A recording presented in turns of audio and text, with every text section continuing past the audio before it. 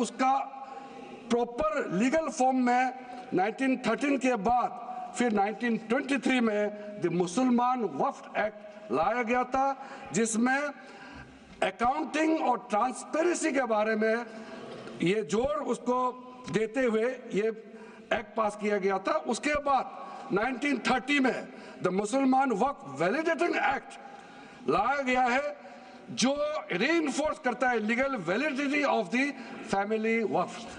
परिवार में जो वक्फ होता है उसको जोड़ देते हुए ये बिल लाया गया है। उसके बाद आज़ादी के बाद 1954 में 1954 में वक्फ एक्ट पहली बार आज़ाद भारत का एक्ट बनी और उस समय स्टेट वक्फ बोर्ड का भी प्रावधान उसी 1954 एक्ट में प्रावधान किया गया था। उस समय से लेकर के कई संशोधन के साथ में 1995 में व्यापक रूप से ये वक्फ एक्ट बनी है। तो उस समय किसी ने नहीं कहा कि ये एक्ट अनकॉन्स्टिट्यूशनल है, किसी ने नहीं कहा उस समय ये अनलॉफुल है। आज जब हम उसी बिल को सुधार के ला रहे हैं तब आपको ये अनकॉन्स्टिट्यूशनल अनलॉफुल का ये शब्द इस्तेमाल करने का आपको ये नौबत कैसे आया, ये सोच क्यों आया? अगर आप सच्चे दिल से सोचते और मन साफ होते तो आप तर्क पे जाते।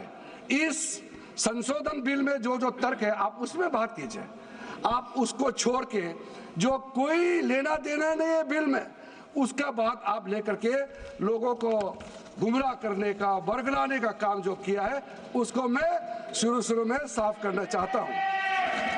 अध्यक्ष महोदय जी, 1995 में ट्राइब्यूनल का पहला व्यवस्था किया गया है ताकि वक्फ बोर्ड का कोई भी निर्णय किसी को अगर पसंद नहीं है या उसको चैलेंज करना चाहता है तो वक्फ ट्राइब्यूनल वहां आप जा सकते हैं। उसका प्रावधान पहले बार हुए हैं और उस समय यह भी फैसला हुआ कि 5 लाख से ज्यादा आमदनी किसी वक्फ प्रॉपर्टी में है उसके लिए सरकार एग्जीक्यूटिव ऑफिसर्स अपॉइंट किया जाएगा, ये भी 1995 में शुरुआत की है। अध्यक्ष महोदय जी, ये आज एक ट्रिगर पॉइंट क्यों हुआ है? ये अमेंडमेंट बिल लाने का आवश्यकता सबसे ज्यादा शुरुआत कहां से हुई? मैं संक्षेप में बताना चाहता हूं। 2013 में 2014 में हम सब चुनाव में गए और चुनाव में जाने से पहले 2013 में कुछ कदम ऐसे उठाए गए हैं जो आप सुन करके आप सदस्य के रूप में भी और इस देश का नागरिक होने के कारण आपके दिमाग में यह बात जरूर सवाल उठेगा कि ऐसा कदम क्यों उठाया गया है। सर, 2013 में पहला यह बदलाव हुआ कि इस देश में कोई भी आदमी, कोई भी इंसान, चाहे वो हिंदू हो, मुसलमान हो, सिख हो, ईसाई हो, पारसी हो, बौद्ध हो, जैन हो, वक्फ क्रिएट कर सकता है।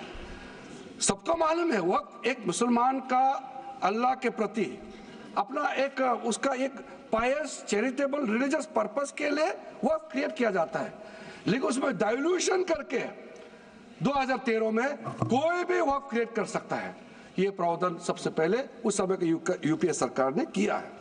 दूसरा, आपने सारा वक्फ को स्पेसिफिक कर दिया कि शिया बोर्ड में शिया ही रहेंगे, सुन्नी बोर्ड में सिर्फ सुन्नी ही रहेंगे और कोई भी बोर्ड हो सिर्फ उनके लोग ही रहेंगे, बाकी कोई उसमें आ नहीं सकता है।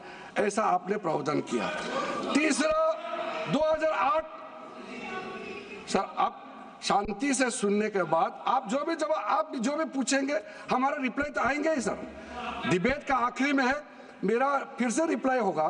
तो अभी मैं जब शुरुआत में कुछ दृष्टिकोण रख रहा हूं, इसमें कोई हस्तक्षेप ना करे, ध्यान से सुनिए ताकि हमारा डिबेट का स्तर भी ऊंचा रहे और तर्क भी सामने में आ जाए। सर, एक प्रावधान आया सेक्शन 108। उस सेक्शन 108 में ये लिखा गया है कि वक्फ बोर्ड का जो प्रावधान है इस देश में कोई भी मौजूदा कानून के ऊपर में रहेगा, ओवरराइडिंग इफेक्ट रहेगा। ऐसा आपने कानून बनाया है। इस देश में ऐसा कानून कैसे मंजूर कर सकते हैं अध्यक्ष महोदय जी? हर कानून अपना अपना हिसाब से चलता है, लेकिन एक कानून दूसरे कानून के ऊपर में ओवरराइडिंग इफेक्ट होगा, ये कोई भी मान्यता नहीं दे सकता है। उसके बाद सर, मैं कुछ प्रोपेगेंडा साथ में जुड़े हुए हैं उससे पहले, जो 2013 में मुझे भी बहुत ताज्जुब हुआ कि ये पास कैसे जबरदस्ती करवाया है। 2013 में वक्फ पे यूजर जो आपने प्रावधान डाला, उसके बाद 1970 से केस चल रहा था दिल्ली के अंदर में। दिल्ली के अंदर में हमारा सीजीओ कॉम्प्लेक्स है, पार्लियामेंट बिल्डिंग है, कई प्रॉपर्टीज है, और इसको वक्फ बोर्ड, दिल्ली वक्फ बोर्ड ने क्लेम किया कि ये वक्फ प्रॉपर्टीज है। उसके बाद ये केस चल रहा था अदालत में। उस समय यूपीए सरकार ने पूरा सारा जमीन को डी नोटिफाई करके वक्फ बोर्ड को दे दिया। 123 प्रॉपर्टी। अगर आज हम ये संशोधन लेके नहीं आते तो जिस सदन में हम बैठे हैं, ये पार्लियामेंट बिल्डिंग, इसको भी क्लेम किया जा रहा था। एयरपोर्ट, बसंत विहार, और अगर नरेंद्र मोदी जी का सरकार नहीं आते, अगर यूपीए का सरकार कंटिन्यू रहता, तो क्या क्या बिल्डिंग को डी नोटिफाई किया जाना था। 123 प्रॉपर्टी को तो डी नोटिफाई किया। मैं रिकॉर्ड में कह रहा हूं, अपने मन से कुछ नहीं कह रहा हूं, मैं ऑफिशियल रिकॉर्ड का बात बता रहा हूं। अध्यक्ष महोदय, आप काहे को उछल रहे हो? मैं अपने से थोड़ी बोल रहा हूं, जो हकीकत बात को बता रहा हूं। आप आराम से बैठ के सुनिए। आपके दल को और आपको सबको बोलने का मौका मिलेगा। माननीय मंत्री जी,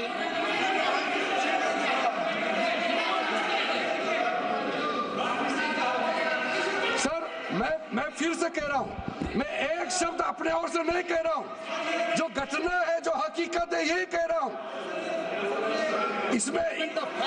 इनको इसमें इतना उछालने का, उत्तेजित होने का कोई मतलब ही नहीं है सर। अध्यक्ष महोदय,